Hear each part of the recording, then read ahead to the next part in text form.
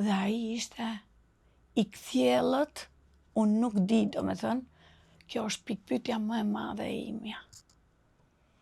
Dhe unë sot e kësaj dite, profesori nuk jeton më, dhe kjo gjë nuk ndodhi pak përpara se ai të ikte nga kjo jetë, siç ndonjëherë ndodh E qartë. me sklerozën.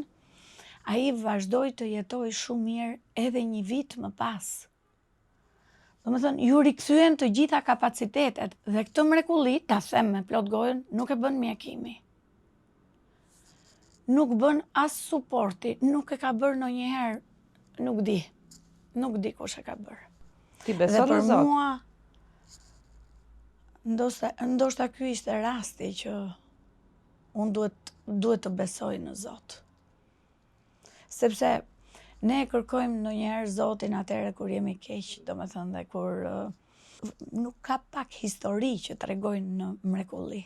Për të ndjekur episodet e plota të intervistave, subscribe në kanalin Mirela Milori në YouTube.